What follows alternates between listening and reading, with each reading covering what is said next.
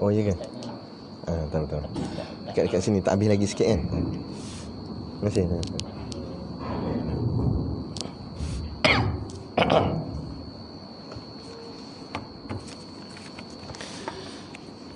Assalamualaikum warahmatullahi wabarakatuh. Ila hadratin ila yaumiddin wa ila arwahi walidina wa muallimina wa zawil huquqi alaina ajma'in, wa khususan ila hadrati Syekh Abdul Ghani Yahya wa Syekh Umar Yusuf. Siril Fatihah. Bismillahirrahmanirrahim. Alhamdulillahirrahmanirrahim. Ar-Rahmanirrahim. Maliki yaumiddin. Iyyaka na'budu wa iyyaka nasta'in. Ihdinas siratal mustaqim. Shiratal ladzina an'amta 'alaihim ghairil maghdubi 'alaihim waladdallin.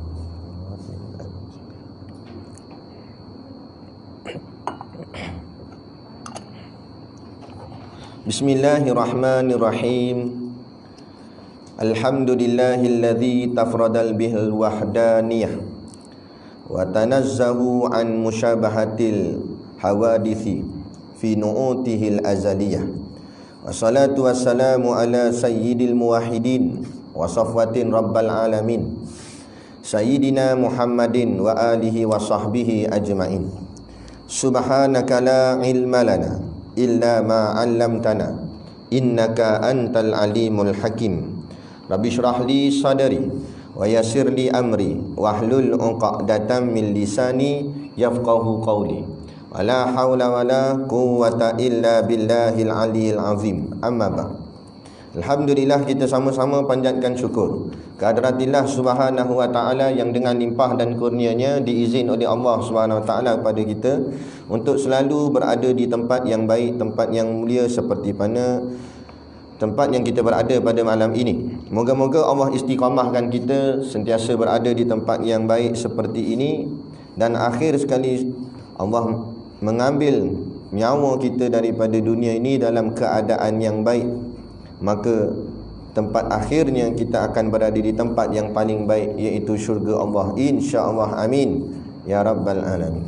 Yang saya hormati pengerusi masjid dan seluruh saf kepimpinannya, para imam, para bilal, tok-tok syiah yang tak dapat kita nak sebutkan namanya satu persatu, yang amat-amat disanjungi para asatizah, alim-alim ulama, tuan-tuan guru, ustaz ataupun ustazah yang hadir pada malam ini.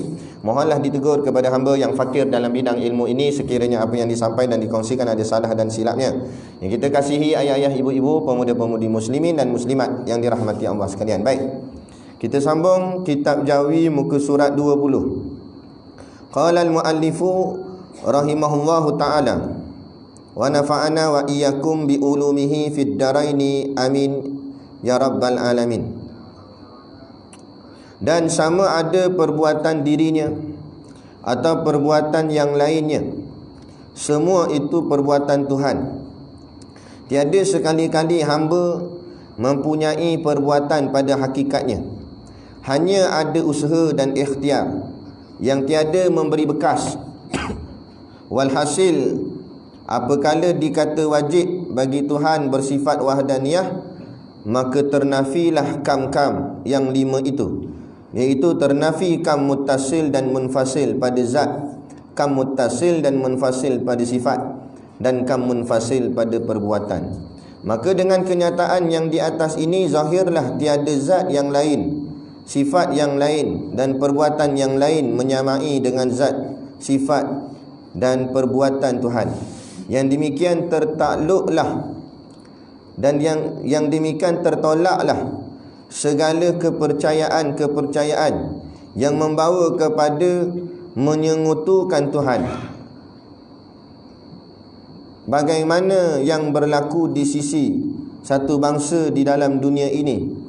Ada mempunyai adat dan kepercayaan yang karut sehingga membawa rosak imannya, kerana kepercayaannya itu membawa menyengutukan Tuhan dengan yang lain. Maka perkara yang seperti ini masih banyak pada masa ini, dan banyak pula yang melakukan dia dengan tidak sedarkan mudaratnya merosakkan iman kepada Tuhan. Maka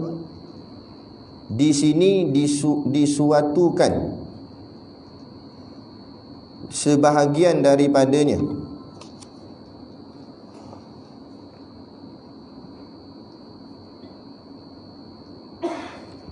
Maka di sini disebutkan sebahagian daripadanya supaya dapat diketahui kesalahannya. Baik. Jadi kita sambung lagi sifat tak habis sikit lagi, yakni sifat wahdaniyah. Sifat wahdaniyah yakni menunjukkan bahawa hanya Allah sahaja. Wahdaniyah ni maknanya esa. Nah, maknanya Allah sahaja. Zat Allah saja, tak ada yang menyerupai zat Allah. Sifat Allah saja, tak ada yang menyerupai sifat Allah. Af'al, perbuatan Allah semata-mata, tak ada yang menyamai dengan perbuatan Allah. Malah bukan setakat tak ada menyamai, dan akhir sekali bila kita mengaji ilmu tauhid akidah ni, membawa kepada yang sebenar-benar zat. Yang ada zat hanya Allah saja. Kita pun tak ada zat sebenarnya. Dan zat yang kita ada ni zat yang sementara, yang dijadikan Allah, yang Allah buat, Allah cipta. Dan bila-bila zat ni boleh hapus, hilang macam tu je. Dan sifat begitu juga. Jadi hakikat sebenar yang ada sifat semata-mata Allah yang bersifat. Kita pun tak ada sifat. Contoh katalah sifat pemurah. Hakikat yang sebenar pemurah tu bukan kita. Kita boleh bubuh duit dalam tabung derma, pemurahnya orang kata. Tapi hakikat sebenar yang pemurah tu Allah, bukan kita. Hanya Allah pinjamkan sifat tu, hadirkan pada hati kita sehingga kita jadi pemurah. Tapi hakikat sebenar pemurah Allah. Sampai ke tahap af'al, perbuatan pun tidak ada perbuatan kita. Yang ada hanya semata-mata perbuatan Allah. Itu pengajian dalam soal ilmu tauhid, ilmu akidah. Maka kata Syekh, dan sama ada perbuatan dirinya atau perbuatan yang lain, sama ada perbuatan diri dia sendiri atau perbuatan yang lain-lain ni, semuanya itu perbuatan Tuhan. Semua Allah yang buat. Wallahu khalaqakum wa ma ta'malun. Tu dalil dia. Allah kata wallahu khalaqakum, dan Allah lah yang mencipta kamu. Wa ma ta'malun, dan juga apa saja yang kamu buat. Allah yang cipta kamu dan Allah yang cipta segala perbuatan kamu. Apa saja kita buat semuanya Allah. Kan? Tak ada langsung. Sehingga dia kata tiada sekali-kali hamba mempunyai perbuatan pada hakikatnya. Pada sudut hakikatnya sebenarnya tak ada langsung perbuatan makhluk. Semuanya adalah perbuatan Allah. Cuma kita kena faham betul-betul benda ni, selagi dia jadi sesat mengarut.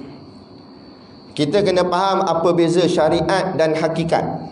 Syariat lain, hakikat lain.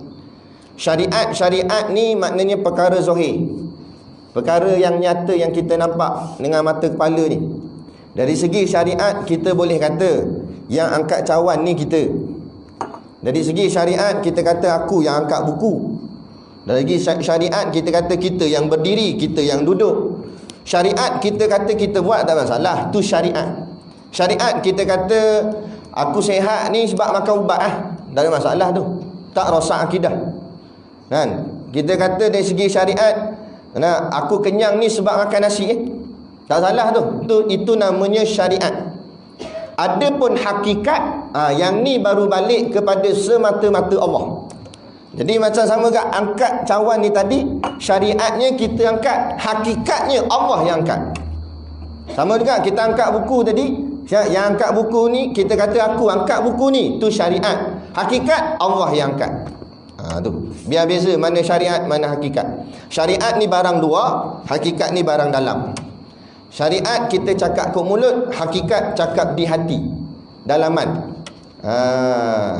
Syariat kita kata lapar perut makan nasi. Hakikat yang mengenyangkan bukan nasi, yang mengenyangkan Allah. Syariat kita kata sakit makan ubat lah. Hakikat yang menyembuhkan Allah, bukan ubat. Kena tahu beza lah. Kena tahu beza. Bila tak tahu beza, tak payah kata orang awam. Ustaz kalau tak reti bab ni pun habis tersalah faham dia, silap jalan dia. Ada orang dia sakit kan, jadi dia bawa botol air, dia jumpa satu orang ustaz. Dia kata, "Ustaz, boleh tak buat air penawar?" Ustaz baca-baca, tiup kat air ni, buat air penawar. Moga saya ni sihatlah sakit saya ni. Ustaz dia kata, saya tak percaya benda ngarut-ngarut ini. Yang menyembuhkan bukan air, Allah yang menyembuhkan. Tu bila kita kata dia tak faham. Nampak? Sekali pandang nampak macam betul ustaz ni. Tak betul. Biar reti beza mana syariat dan mana hakikat. Memang betul air bukan menyembuhkan, ubat pun bukan menyembuhkan. Macam tu tak payah pergi jumpa doktor lah. Bakar habis klinik-klinik, hospital bom terus. Sebab yang menyembuhkan bukan ubat, yang menyembuhkan bukan doktor. Lalu kenapa ada hospital, ada klinik? Itu syariat. Nampak? Kita ikhtiar. Kita baca ayat Quran, tiup pada air. Bukan air menyembuhkan. Itu ikhtiar. Ikhtiar makhluk nama ni. Tanda kita minta pada Allah. Minta ni bukan dengan duduk goyang gitu. Minta ni dengan tanda. Tandanya tadi, kita buat baca doa, kita baca ayat Quran ke air tu. Itu tanda kita minta. Bukan minta ke air, minta ke Allah. Lain nak minta ke air, "Wahai air, tolong sembuhkan aku." Barulah rosak akidah. Dalam baca masa tiup ke air tu, doa ke siapa? Allah kan? "Ya Allah, sembuhlahkan penyakit dia." Tiup ke air. Bukan minta ke air, minta ke Allah. Sama tak? Kita pergi jumpa doktor, bukan minta doktor sembuhkan. Kita ikhtiar suruh doktor rawat. Yang sembuhkan siapa? Allah. Bukan kita kata, "Doktor, tolong sembuhkan penyakit saya." Doktor kata, "Saya pun boleh, mana boleh sembuhkan penyakit awak?" Yang sembuhkan penyakit Allah. Saya cuma usaha je, ikhtiar je. Takdir kata Allah kata sembuh, sembuh. Allah takdir kata Allah kata tak sembuh, tak sembuh. Jadi biar reti apa beza syariat dan apa beza hakikat, supaya kita tak tersalah kan?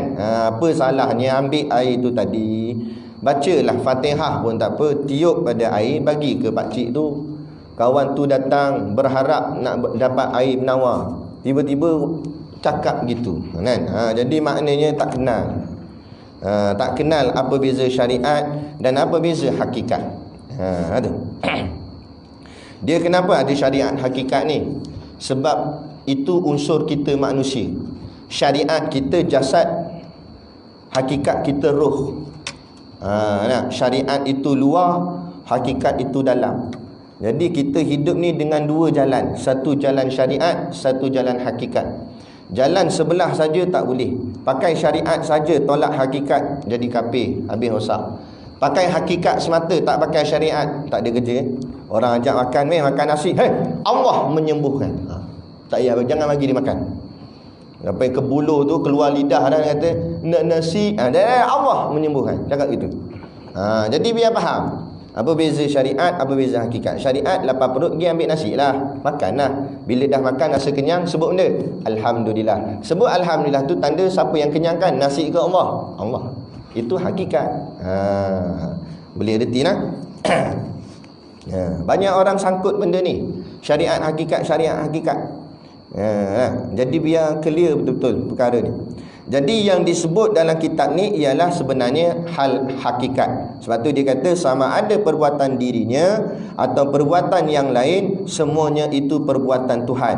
Maksud di sini ialah hakikat, bukan syariat. Tiada sekali-kali hamba mempunyai perbuatan pada hakikatnya. Nampak, disebut hakikat, bukan syariat. Tapi dari segi syariat, perbuatan tu kita buatlah.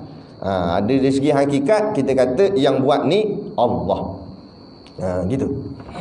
Bila perbuatan tu dari segi syariat, apa saja kita nak buat, kita kena ukur dari segi syariat. Syariat ni maknanya syarak.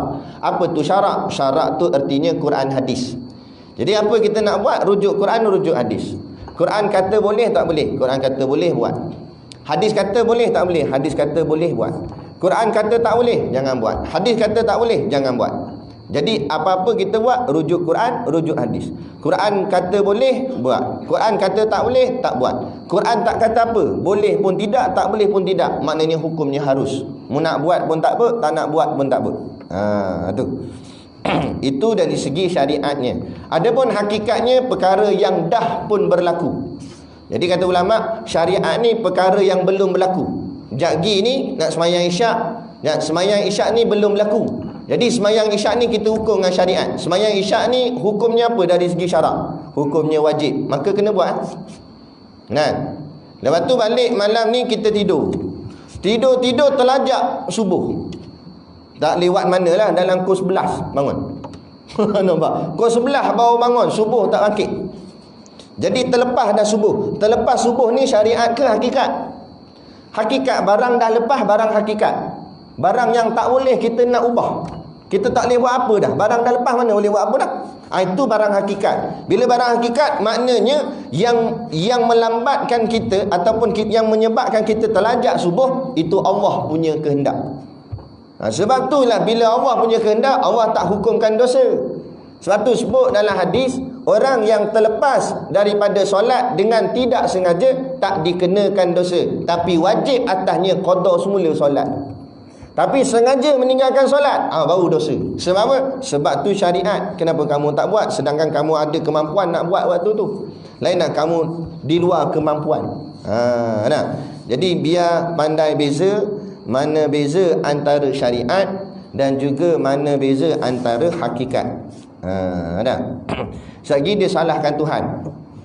Aku jadi pelacur ni sebab hakikat Allah dah tentu siap aku jadi pelacur. Nak buat macam mana? Mana boleh jawab gitu? Kan? Lepas tu kita pun terajang kaki kita atas kepala. Dia kata awak hantar aku. Dah hakikat gitu. Dah Allah kehendak kaki ni naik atas mukamu. Kata tak boleh. Tak boleh sama juga. Mana boleh salahkan Tuhan? Kan? Dah kamu ada pilihan nak jadi orang baik ke nak jadi orang jahat. Kamu ada pilihan. Tapi perkara yang dah lepas, dulu kita jahat, sekarang kita dah baik duduk di masjid. Yang masa zaman muda dulu, zaman jahat kita tu, zaman jahat tu hakikatnya Allah dah tentu siap, memang itulah dah jalan cerita hidup kita. Tak boleh nak ubah dah. Tapi yang sekarang ni kita ada apa orang cakap, kita boleh atur pilih hidup kita nak pilih jalan elok atau pilih jalan tak elok. Jadi pilih dari segi syariatnya. Dah lepas nak buat macam mana? Itu dah ketetapan Allah. Itu baru namanya ketetapan. Dah tentu Allah siap. Ini senang jawab. Dulu, sekarang ni tak ada dah. Dulu bila orang marah kenapa harga minyak naik, dia kata ketentuan Allah. Senang jawab. Nampak? Senang jawab. Kan? Itu asal hampau jatuh kerajaan, ketentuan Allah. Baru tahu. Kan? Jadi itu. Benda yang boleh kita usaha itu dari segi jalan syariat. Ada pun benda yang tak boleh, di luar kawalan kita. Mana di luar kawalan kita? Benda yang sudah pun berlaku, bukan boleh patah balik dah. Yang itu barang yang telah ditetap oleh Allah Subhanahu Wa Taala. Ada. Baik. Hakikatnya hanya ada usaha dan ikhtiar. Jadi manusia ni dia ada usaha dan ikhtiar. Usaha tu pada sebutan, ikhtiar pun pada sebutan. Ikhtiar ni makna apa ikhtiar? Ikhtiar ni bahasa Arab, bahasa Melayu maknanya pilihan. Kita manusia ada usaha dan kita ada pilihan. Kita nak pilih jalan mana yang elok bagi kita. Tapi kita kena ingat, usaha dan ikhtiar itu hanya dari segi perkataannya sahaja, tetapi tidak ada apa-apa kuasa atasnya. Maknanya, katalah ikhtiar kita ada pilihan, kita nak pilih jalan A atau jalan B. Kita pun ambil jalan A. Jalan A yang kita ambil tu sebenarnya dah ketentuan Allah, dah menjadi ketetapan Allah. Nampak macam kita yang pilih, hakikat Allah yang pilih. Sebab apa? Sebab tak ada pun. Macam contoh kita nak kahwin sangat dengan perempuan A, sampai masa nak menikah kahwin dengan perempuan B. Walaupun hati tu tergila-gila mencintai perempuan A, sampai masa kahwin dengan perempuan B. Hati tu tergila-gila nak kahwin dengan perempuan tu, lalah kali kahwin dengan mak dia. Mak dia janda. Nampak? Nak buat macam ni. Itu baru namanya ketetapan. Allah takdir begitu. Sejak azali. Jadi kalau apa yang kita nak kemudian kita dapat, jangan ingat sebenarnya yang kita nak tu sebab kita punya usaha dah. Berbetulan saja apa yang kita nak dengan apa yang Allah nak sama. Kita tak boleh dapat apa yang kita nak hakikatnya. Sebenarnya kita takkan dapat apa kita nak. Saya teringin nak minum air ni, sebab saya angkat cawan, letak kat mulut. Tiba-tiba saya dapat minum. Saya dapat minum tu bukan sebab kehendak saya nak minum air. Berbetulan Allah yang nak saya minum air. Maka berbetulan dengan kehendak saya dengan kehendak Allah tu sama, maka jadi. Tapi kalau saya teringin nak minum air, letak dah cawan kat mulut, Allah tak kehendak saya minum air, cawan jatuh, pecah. Kan? Sebab Allah tak kehendak. Jadi kita ni boleh nak je lah. Nak tu panggil perasaan saja. Tapi apa yang kita nak takkan dapat, melainkan apa yang kita nak sama dengan apa yang Allah nak. Gitu saja. Sebab yang menentukan segala-galanya semuanya Allah. Kita atas jalan nama usaha ikhtiar. Nama je lah, usaha ikhtiar. Tapi tak dapat apa-apa usaha ikhtiar tu, melainkan segala usaha dan ikhtiar kita tu bertepatan dengan apa yang Allah nak, baru nak jadi. Yang tiada memberi bekas. Sebab tu dia kata usaha dan ikhtiar makhluk, yakni kita tidak memberi bekas. Maksud tak memberi bekas, tak menghasilkan apa-apa, tak jadi apa-apa pun. Apa kita buat, apa kita sini tak jadi. Dah jadi sebab Allah bagi jadi, bukan kita buat, bukan kita bagi jadi. Kita kumpul batu-batu, simen dengan besi apa semua nak bina masjid ni, kan? Sampai siap masjid ni jadi. Masjid ni jadi bukan sebab kita usaha kumpul batu, simen, besi ni, sebab Allah bagi jadi hakikatnya. Nah, cuma kita ni jadi jalan cerita saja. Suatu kata ulama, tanda seseorang itu umur panjang, Allah gerakkan hatinya berdoa pada Allah minta umur panjang. Tapi kalau kita jadi malas balok liat nak minta doa umur panjang, tanda mungkin Allah tak nak kita ni jadi umur panjang. Sebab tu Allah buat hati kita tak nak berdoa untuk umur panjang. Jadi gerakkan hati kita untuk berdoa tu siapa gerakkan? Allah. Sebab tu kata ulama, bila kamu berdoa, itu permulaan tanda doa kamu nak dimakbulkan Allah. Kerana yang kamu berdoa tu pun gerak daripada Allah. Tu. Jadi sebab tu kena banyak berdoa. Mintalah apa nak minta, kan? Ni minta ke makhluk, minta ke Allah lah, kan?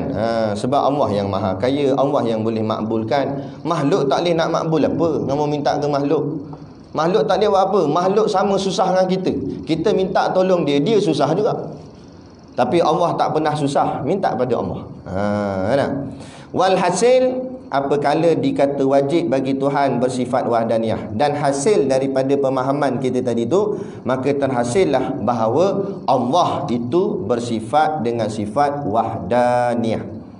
Apa wahdaniyah? Maka ternafilah kam-kam yang lain itu. Maka ternafi, radlah segala kam-kam yang kita dah belajar sebelum ni, beberapa tu, yakni kam muttasil dan kam munfasil pada zat. Dan menafikan berbilang-bilang akan diri Allah, sama ada bercantum-cantum atau bercerai-cerai. Kam muttasil dan munfasil pada sifat, begitu jugalah. Menafikan bahawa berbilang-bilang sifat Allah, sama ada sifatnya yang bercantum atau sifatnya yang bercerai-berai. Dan juga kam munfasil pada perbuatan, dan ternafilah bahawa perbuatan Allah itu berbilang-bilang dari segi perbuatan yang bercerai-berai. Tak ada, ternafi. Bila ternafi semua ni, maka dia kata, maka dengan kenyataan yang di atas ini, zahirlah tiada zat yang lain, sifat yang lain dan perbuatan yang lain menyamai dengan zat, sifat dan perbuatan Tuhan. Bila kita faham betul-betul, maknanya tak ada zat yang sama dengan zat Allah, tak ada sifat yang sama dengan sifat Allah, tak ada perbuatan yang sama dengan perbuatan Allah. Dan kita belajar dalam lagi sehingga kita nampak tak ada lagi zat melainkan zat Allah, tak ada lagi sifat melainkan sifat Allah, tak ada lagi perbuatan melainkan perbuatan Allah. Itulah kalimah nafi isbat. Apa dia kalimah nafi isbat? La ilaha illallah. La ilah tu nafi, tak ada Tuhan. Illallah isbat, menetapkan hanya Allah Tuhan. Maksud apa? Sebab tu ratib kita baca apa nama tahlil tak cukup satu. Biasa-biasa orang dulu-dulu buat 100 kali. La ilaha illallah, la ilaha illallah. Apa? Nafi isbat, nafi isbat, nafi isbat. Semuanya tak ada. Illallah. Hanya Allah saja. Bau tahqiq hati. Tu sebab tu orang zaman dulu hebat-hebat. Berani menempuh musuh. 446 tahun kita dijajah. Sikit tak gentar dengan Portugal, sikit tak gentar dengan Belanda, tak gentar dengan British, tak gentar dengan Jepun. Bawa pedang samurai, sikit tak heran. Sebab apa? Illallah. Hanya Allah dalam hati dia. Hari ni sikit-sikit dan kalau tak ada duit, mati lah kita. Duit. Illa duit. Betul tak? Nak tak ada SPM, nak kerja apa? Habis rosaklah akidah kita. Tak ada keyakinan pada Allah. Zaman dulu ada SPM ke tok nenek moyang kita? Kenyang nyanda kita sampai hari ni. 12 orang anak. Tu bini pertama, bini kedua tak kira lagi. Punya ramai derit anak kita. Anak-anak tok kita dulu. Sampai mak kata bila dah besar, ni saudara kat ni. Ni saudara kat ni. Saudara belah mana? Wah, ni keluarga dulu besar. Tu. Kita hari ni anak baru 2-3 orang, takut dah nak hidup. Oh, ramai ni anak, susah hidup lagi. Sebab kita tak nampak Allah lah. Kita nampak diri kita. Penyakit corona ni Allah hantar ni. Bukan suruh pergi tengok corona. Bukan suruh tengok doktor. Bukan suruh tengok vaksin. Tengok aku, kata Allah. Bila kamu nampak corona ni, kamu ingat siapa? Ingat Allah. Tu. Datang penyakit, Allah. Semuanya Allah. Illallah. Maknanya hanya yang menyembuhkan Allah. Hanya yang menurunkan wabak Allah. Hanya yang mengangkat wabak Allah. La ilaha illallah. Tak ada yang menyembuhkan melainkan Allah. Semua Allah. La yasukul khaira illallah. Tidak ada yang mendatangkan kebaikan melainkan Allah. La yasrifus su'a illallah. Tidak ada yang menolak kejahatan melainkan Allah. Maka min nikmatin faminallah. Setiap kenikmatan ini adalah daripada Allah. La haula wala quwata illa billah. Tak ada daya untuk meninggalkan maksiat, tak ada kekuatan untuk berbuat taat, melainkan semuanya dengan pertolongan Allah semata-mata. Itu barang hakikat, pegang kemah-kemah. Yang ni lah namanya ilmu kebal. Bukan ilmu kebal tu sapu kok minyak panas, lepas tu ambil padang tetak. Tengok, tak patah pun. Tak lun. Tu bukan kebal. Tu ilmu dajjal nama dia. Mengarut. Ada baca-baca mentera. Itu dengan dampingan jin. Jin duk tahan pedang dia. Inilah syirik. Bergantung dengan jin. Ilmu kebal sebenarnya yakin pada Allah. Kalimah la ilaha illallah. Walaupun ditetak putus tangannya, tapi imannya takkan putus. Ini tangan ditetak tak putus, tapi imannya sudah rosak, putus. Tengok para sahabat, tangannya putus, tapi boleh gagah lagi ke hadapan, angkat pedang, lawan lagi musuh. Pada tangan dah putus. Sebab apa? Kalimah la ilaha illallah di hati dia. Tu. Sebab apa? Ini soal akidah. Jadi kena kemah betul-betul lah bab akidah ni. Ni banyak zaman kita hari ni dah mula kendur benda-benda macam ni. Sebab itulah jadi lemah Islam. Takut. Ni ada yang cakap juang tengok dari segi takbir, bukan main takbir, bergegar kubah takbir. Dia kata kalau orang kafir tak sokong kita, macam mana nak menang? La ilaha illallah. Ni kenapa ni? Kenapa nampak kemenangan tu di tangan kafir? Kenapa tak nampak di tangan Allah? Kenapa banyak Allah nak tunjuk mukjizat Nabi, kehebatan. Dalam sirah Nabi 313 lawan 1000 orang, menang 313. Takut apa lagi? Yakin pada Allah. Sahabat lah kalau tak ada keyakinan akidah yang mantap, dalam perang Badar patah balik dah sahabat. Sebab tengok depan 1000 lebih. Kita 313 sikit je, tiba-tiba yang depan 1000 lebih berani nak ngadap. Melainkan kalau dalam hatinya telah ditanam kalimah la ilaha illallah, barulah jadi berani. Ni tak ada, habis lah. Lepas tu ada satu orang anggota polis, dia datang jumpa saya. Dia kata, ustaz berani ya ustaz lawan kerajaan. Ustaz kata ke orang ni, ustaz kata ni gini-gini. Ustaz berani? Saya kata kalau ikut berani sebenarnya tak berani. Tapi bila kita kenal siapa yang kita tegakkan, tu yang jadi berani. Kalau ikut asal, orang ugut nak masuk penjara pun kita takut ke? Tak payah kata penjara, tunjuk gari pun takut dah. Takut juga benda-benda macam tu. Tapi bila kita faham apa yang kita buat, Kita tahu siapa yang kita tegakkan. Kita juangkan ni, kita perjuangkan siapa? Kita perjuangkan Tuhan yang atur segala alam, Rabbil Alamin. Alam ni dia punya. Kita pertahankan dia, kita perjuangkan dia, kita tegakkan dia. Apa lagi dengan penjara, apa lagi dengan gari. Jadi terpadam segala halangan-halangan. Nah, sebab apa? Sebab yakin tadi. Tapi kalau yang ni tak ada, habis. Kan, habis. Ugut sikit jadi tak jadi dah. Kadang-kadang AJK masjid kena ugut tak berani dah nak buat ceramah, tak berani dah nak buat kuliah. Dapat surat dah kata panggil lagi ustaz ni, kami tarik, tak boleh dah buat kuliah. Lepas ni, tak panggil dah. Sebab apa jadi gitu? Sebab jaga rumah Allah. Kan, tapi bila kita faham kita buat ni kerana Allah ke kerana jabatan agama? Kerana Allah ke kerana pemimpin negara? Kalau kerana Allah, sikit tak heran. Pemimpin negara ke mana pemimpin halang. Dia kata, kamu panggil lagi ustaz ni, kami sekat daripada buat kuliah kat masjid ni. Sekat kalau berani, langkah mayat aku dulu. Wow, betul. Sebab apa? Sebab dia yakin. Kita jangan takut dengan pihak-pihak musuh. Kerana kita ada Allah. Innallaha ma'ana. Sesungguhnya Allah bersama kita. Tapi bila kita tak merasai Allah bersama kita, itu yang kita jadi takut. Kan? Tapi kalau kita yakin Allah bersama kita, nak takut apa? Allah Maha Kuasa atas segala-galanya. Sebab tu para Nabi dia sikit tak takut. Nabi Musa, Allah suruh dia dakwah Fir'aun. Berani nak pergi lawan dengan Fir'aun. Dia seorang, tentera pun tak ada. Fir'aun bala tentera punyalah banyak. Tapi sikit tak menggentarkan hati Nabi Musa. Untuk berhadapan dengan Fir'aun, raja yang sangat zalim. Kan? Sebab apa?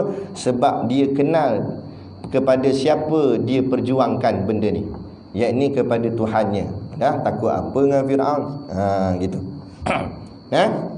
Baik. Maka bila jadi begini, kata dia, baru kita nampak bahawa tak ada zat, tak ada sifat, tak ada perbuatan, melainkan semua-semua tu hanya ada Allah saja. Zat Allah, sifat Allah, perbuatan Allah. Bila terpadam ni dipanggil makam fana. Bila dah ternafi, tak ada zat. Mana ada?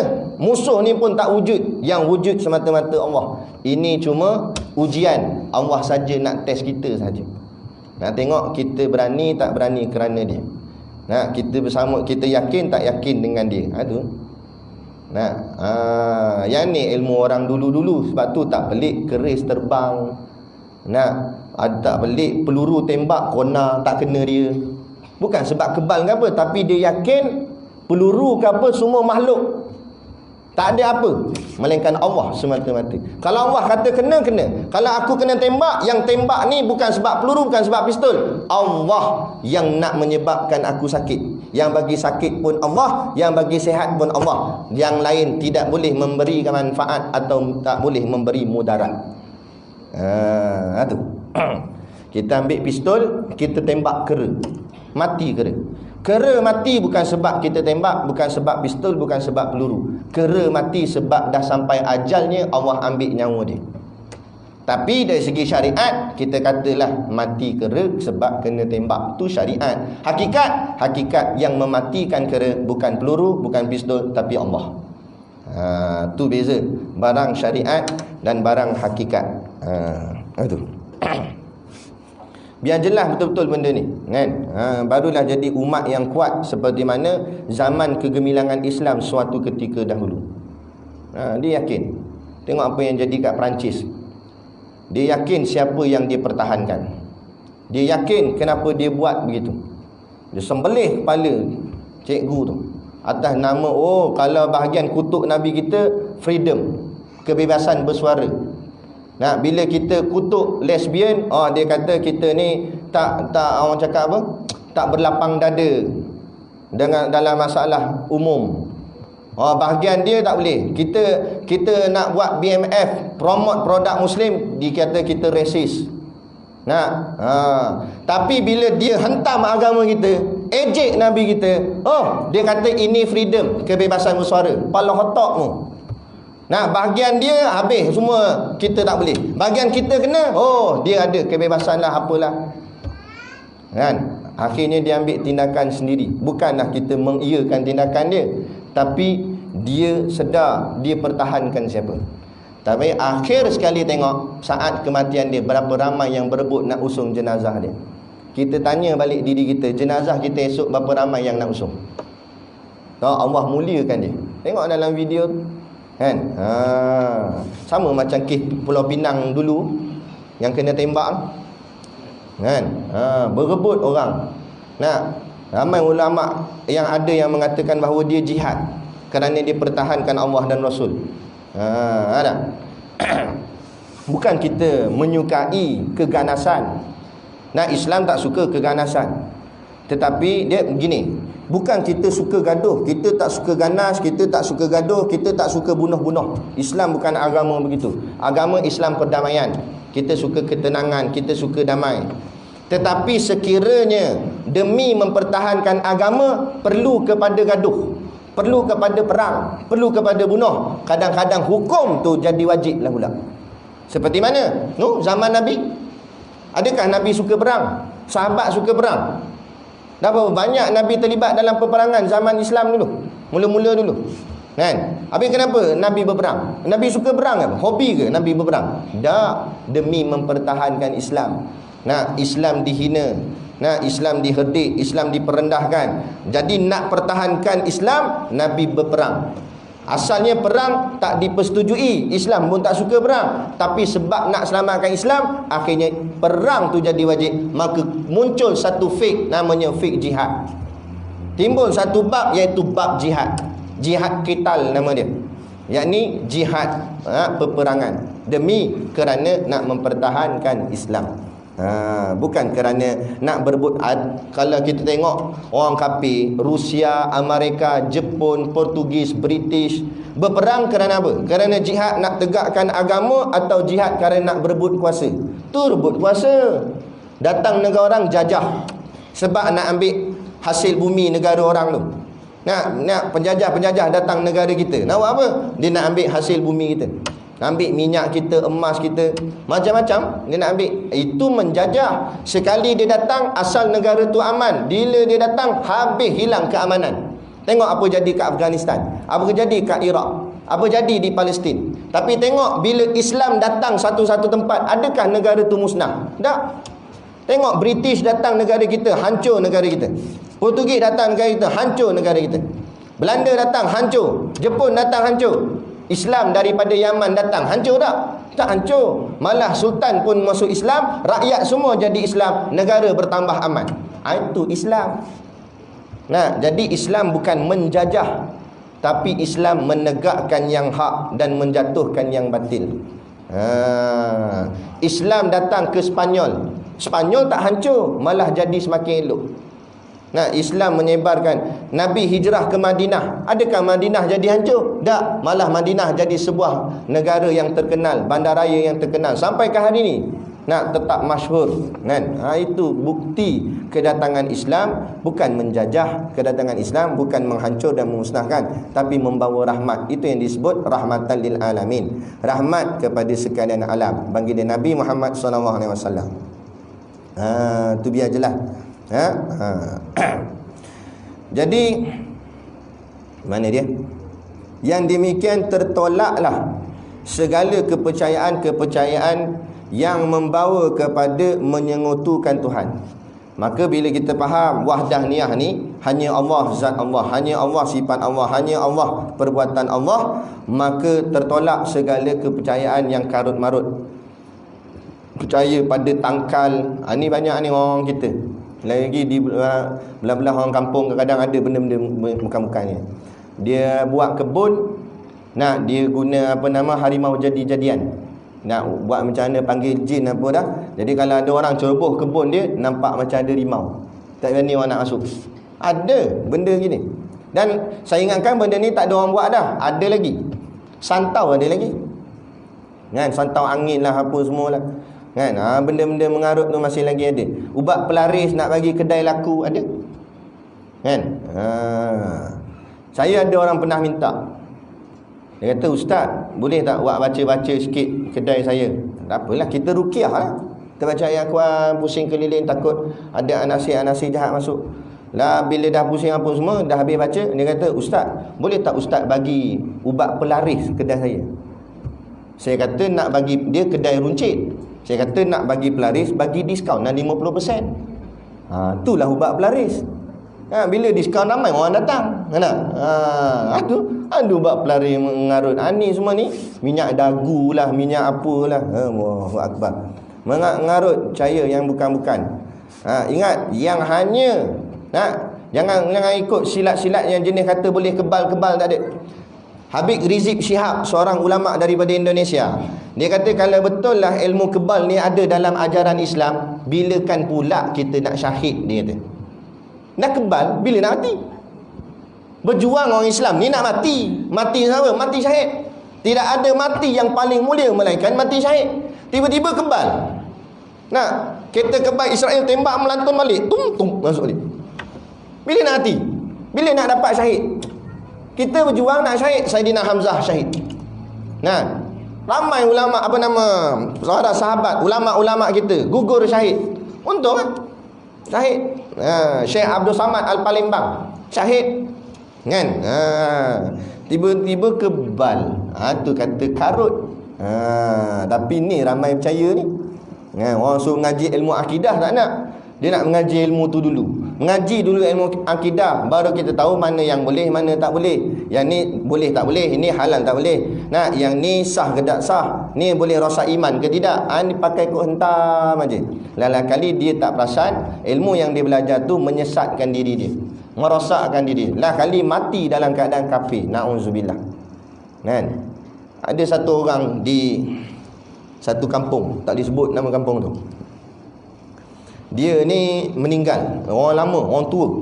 Mungkin umur 90 lebih macam tu lah kot. Orang lama sungguh.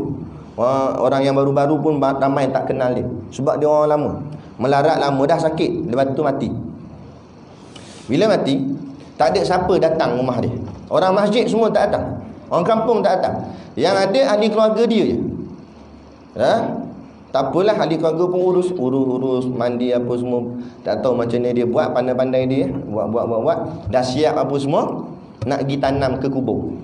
Dia bawa pergi tanah perkuburan kampung dia, kampung tu. Sampai dekat gate tanah kubur tu, orang kampung tunggu situ dah, siap dengan bawa kayu. Dia kata jangan tanam dia kat sini. Nak tanam tempat lain. Tapi jangan tanam dekat tanah perkuburan kampung ni. Pergi. Halau, tak bagi tanam. Dah orang kampung ramai, mereka berapa orang je, tak berani nak lawan. Bawa usung pula mayat tu pergi kampung sebelah. Dengan kampung dia, kampung sebelah. Pergi kampung sebelah nak tanam. Orang kampung sebelah tahu, halang juga, tak bagi. Tak boleh. Dia bukan orang kampung sini, apa tanam sini, tanam kampung dia. Nah, kami tak bagi, tak boleh. Kampung dia tak boleh, kampung sebelah tak boleh. Pindah lagi sebelah. Usung mayat bawa pergi kampung sebelah punya sebelah. Makin jauh dah pergi. Sampai kat sebelah ni, mungkin boleh jadi orang kampung sebelah punya sebelah ni tak kenal siapa yang mati ni. Bila cerita-cerita ke orang masjid kata sampai hati dah orang kampung buat macam tu. Tak bagi tanam. Tak apa. Tanam kat kampung kami tak apa. Dia kata. No. Akhirnya nak tanam lah dekat kampung yang ketiga ni. Dah korek lubang siap apa semua. Bila nak masuk jenazah, sangkut. Kaki lepas, kepala tak lepas. Bila masuk kepala dulu, kepala lepas, kaki tak lepas. Sudah. Korek bagi besar sikit. Korek punya korek, okey. Bagi besar betul, memang besar betul. Bagi besar, turun lepas kepala kaki. Okey, dah lepas. Lepas tak perasan pula, rupanya di bawah liang lahat tu ada akar pokok. Tak boleh. Sebab tak lepas. Kan? Ada akar pokok pula. Kambuh balik kubur tu, korek lubang lain. Ambil jauh sikit daripada kubur orang. Jauh sikit. Dah situ dah Allah dah tunjuk. Kuburnya jadi jauh dengan kubur-kubur orang lain. Sebab kubur yang dekat tu tak boleh nak korek dah. Sebab ada akar kat situ. Jadi korek lubang lain. Korek situ okey, yang ni clear. Kepala pun lepas, kaki pun lepas, akar pun tak ada. Okey, clear dah. Yang ni baru nak selesai. Letih dah buat kerja. Turun-turun, bila jenazah ni cecah je ke tanah, anak dia 2 orang lelaki ke atas bergaduh, siap bertumbuk je. Tiba-tiba bergaduh, tong tumbuk, berguling-guling atas tanah kubur. Tok Imam masjid tu, yang cerita ni Tok Imam masjid tu lah. Dia cerita kat saya sendiri. Dia kata ni kisah betul Ustaz. Ni bukan cerita tanah kubur dan TV tu. Nampak? Ini cerita betul. Dia kata bergaduh Ustaz kat atas. Kami ni dah penat dah kat bawah kubur ni. Nak dah korek apa semua dah lah. Kami yang buat semua. Mereka mana reti apa. Duduk kat atas. Gaduh pula. Tok Imam naik angin lah. Dia memang kata hampa gaduh apa ni? Nak, kau hampa buat sendiri lah macam ni. Malah aku. Tok Imam dah. Mayat dah masuk dalam tu dah. Bergaduh habis. Lah kali kata okey kalau Tok Imam selesai. Ni pun dah lerai daripada gaduh. Tok Imam dah sakit hati, campak tanah macam tu. Tang nak cepat. Tok Imam dah marah dah. Nah, duduk pun tak ada main tangkin apa, baca doa lebih kurang dah saya balik lah. Nah, kami semua duk tertanya-tanya siapa yang mati tu? Kenapa Allah buat kematian dia sampai tahap macam tu? Bila kaji-kaji ada orang kata wallahu alam, dia dulu adalah tok guru silat. Apa dia belajar dalam silat dia mengajar macam mana? Wallahu alam. Jadi kita takut yang tu lah tuan-tuan. Saya takut yang tu. Jangan belajar ngarut-ngarut. Dulu ada, kalau orang lama mungkin kenal benda ni, dipanggil Nasrul Haq. Ada kan? Dia tangan dia gerak sendiri. Macam mana boleh gerak sendiri? Kan? Mesti kalau gerak sendiri mesti ada jin. Yang gerakkan ni mengarut. Lepas tu pula depa kata Nasrul Haq ni dia tak, jurus dia tak boleh datang melainkan mesti marah.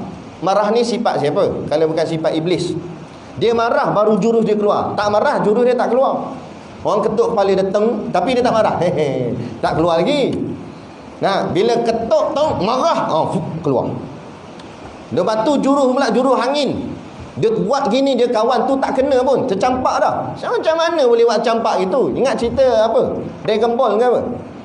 Nak ada power-power gitu. Ni ngarut. Tapi ni orang suka ni. Dia buat tarik ni. Dia tepuk lantai bawah. Orang keliling dia 10 orang, semua terpelanting belakang. Orang kata hebat lah.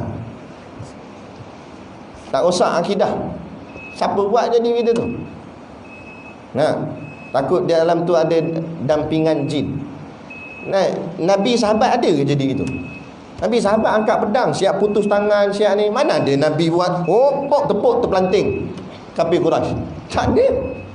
Atau apa kita nak yang pelik-pelik ini? Inilah. Ini sebab ini dia tak faham soal akidah.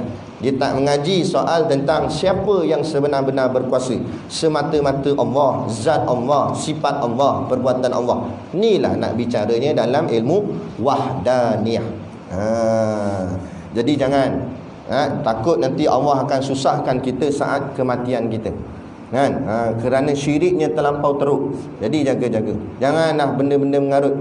Ada dicerita kata kalau tak nak bagi orang masuk dalam rumah, letak kuda laut kat belakang pintu. Gantung kuda laut. Kuda laut tu mana diambil tak tahu. Lepas tu gantung belakang pintu, dia kata orang tak masuk.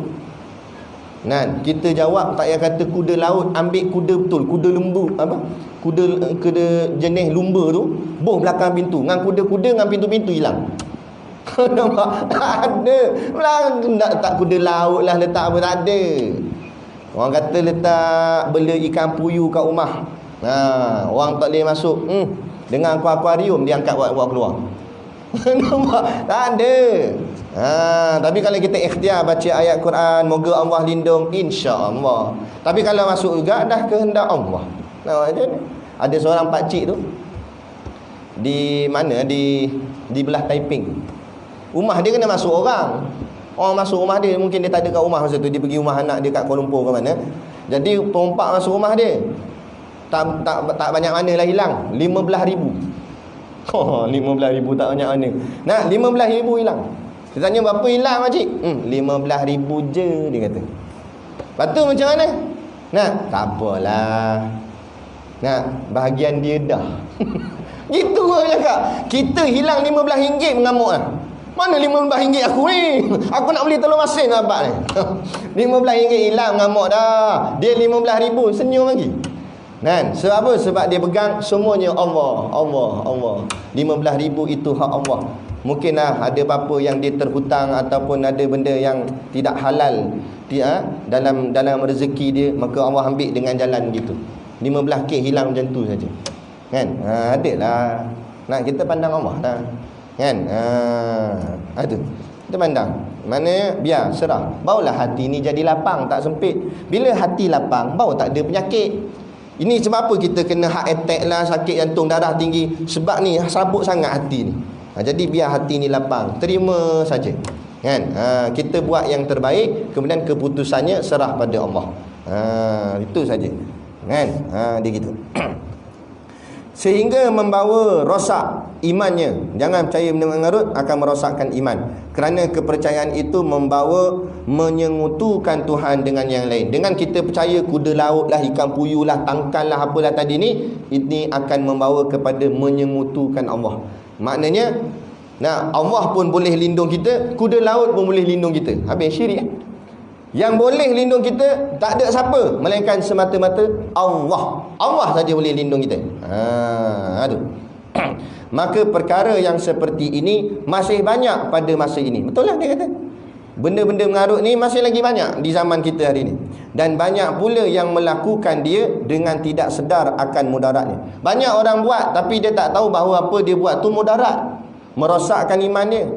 Tapi dia percayalah benda-benda gitu. Merosakkan iman katanya kepada Tuhan.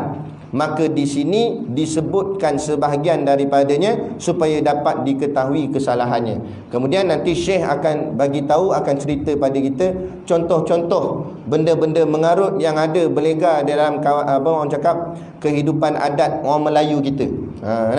Seperti ancak dan sebagainya. Dia ada ceritalah upacara harimau lah, nanti dia akan cerita lepas ni dalam kitab ni.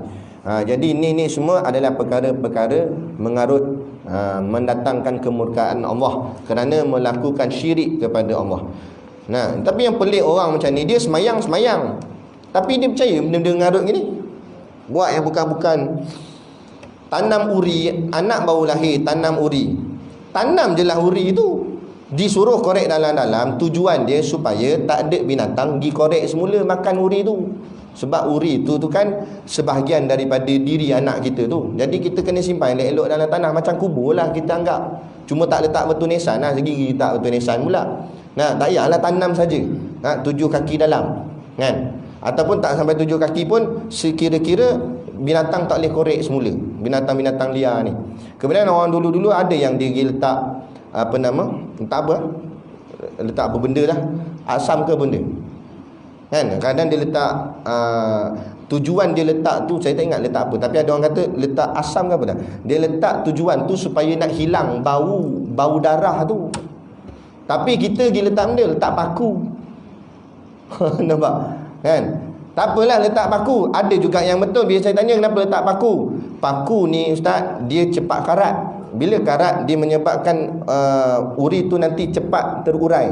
Maknanya cepat hancur, nanti hilang ke tanah. Tak apa yang tu. Tapi bila tanya asal letak paku, supaya anak jadi kuat macam paku. Pula dah ni namanya mengarut. Lepas tu dia pergi letak pensel dengan buku. Kenapa? Biar budaknya pandai. Macam tu baik letak telefon siap. Telefon, laptop, buku teks sekolah masuk dalam tu. Dengan cikgu-cikgu masuk dalam tu. Lagi cerdik lah budaknya. Nampak? Ni semua mengarut. Tapi itu lah jadi adat-adat orang Melayu kita buat. Gitu. Tapi jadi lepas ni dah reti jangan buat. Tak payah. Buat, biar kita begini, pegang begini je. Apa kita buat, biar kita faham kenapa kita buat. Jangan kita buat, dah orang dulu-dulu buat, jangan kira orang dulu-dulu. Kita faham kenapa buat. Saya belajar ruqyah, perubatan Islam. Cara nak pagar bangunan ke dan sebagainya, pagar rumah dan sebagainya. Kan? Ada ditabur garam. Kita kata awak main tabur-tabur garam ni. Kita tanya Syekh kenapa tabur garam? Dia ada sebab. Syekh kata kerana garam ni sifatnya tajam, sifatnya kuat. Kerana garam ni walaupun letak sikit je dekat mulut, terasa dah masin dia.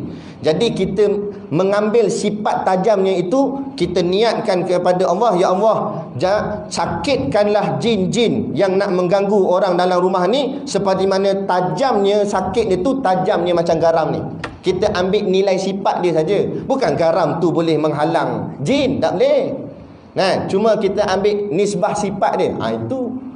Itu barulah tak syirik, baru tak mengarut. Tak apalah tabur garam. Jadi biar kita faham apa kita buat. Tanya dia, kenapa buat macam ni, kenapa? Kalau dia, jangan banyak tanya, ikut je. Itu tak betul tu. Dia mengarut. Padahal kenapa dia kata jangan? Sebab dia pun tak tahu tak? Nampak? Jadi orang macam tak payah ikut. Benda ilmu agama ni mana ada rahsia-rahsia. Boleh cerita kat orang, tak ada masalah, tak ada rahsia-rahsia. Ini rahsia ni tak boleh tahu, dia kata. Ini awak tak boleh tahu. Ini cerita ni Abu Bakar pun tak tahu, dia kata. Dia kata Saidina Abu Bakar pun tak tahu, tapi dia tahu. Pelik sungguh. Makam Saidina Abu Bakar sebelah makam Rasulullah. Dia punya kubur tak tahu lagi kat mana. Dia kata Abu Bakar pun tak tahu, tapi dia tahu. Pelik. Dan mengarut. Ini semua mengarut. Jadi kita mengarut gini, jangan ikutlah. Jadi kita dah faham ilmu akidah. Betul Allah kata, kul hal yastawil ladina ya'lamuna wal ladina la ya'lamun. Wahai Muhammad, sama ke orang yang mengaji dengan orang tak mengaji? Mana sama? Orang mengaji dia tahu dah apa boleh, apa tak boleh, apa betul, apa salah. Orang tak mengaji ikut aja. Jadi kita mengaji biar kita faham, apa kita buat biar kita jelas. Apa sebab gini tak ada masalah. Walaupun tinggalan orang dulu-dulu punya cara, tapi tanya dia, pak cik kenapa buat macam ni? Kalau apa sebabnya tu munasabah, boleh diterima syarak, tak ada masalah. Tapi kalau sebabnya mengarut-mengarut, jangan. Tu mengarut nama dia, tu. Jadi cukup sekadar tu dulu pada malam ni, dan kita akan sambung nanti ancak dan sebagainya. Dia akan cerita tentang ancak. Ini amalan-amalan mengarut ni lah. Apa benda ancak ni? Kita akan tengok. Akan kuliah yang seterusnya. Jadi cukup sekadar tu dulu. Dan macam biasalah, ada produk perniagaan di luar sana untuk menampung sekolah pondok dan juga tahfiz kami. Jadi tuan-tuan, inilah ubat pelari saya, yakni promote. Jadi tuan-tuan belilah, niat sambil menderma. Itu je. Jadi insya-Allah, jadi kita jangan berfikir benda yang mengarut yang bukan-bukan. Ikut saja syariat Islam, insya-Allah. Semuanya iman kita selamat dan kita dimasukkan ke dalam syurga, insya-Allah. Jadi sekadar tu, wabillahi taufiq wal hidayah. Assalamualaikum warahmatullahi wabarakatuh.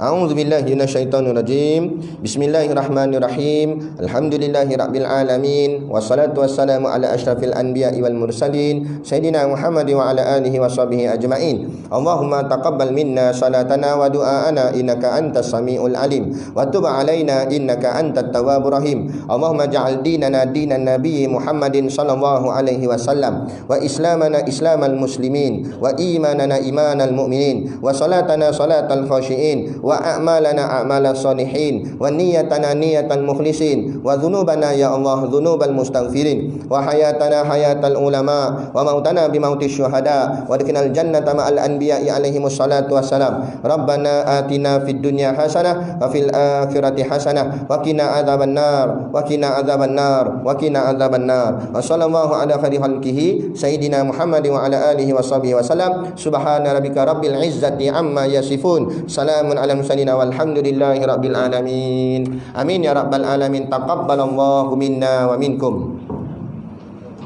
Takbir.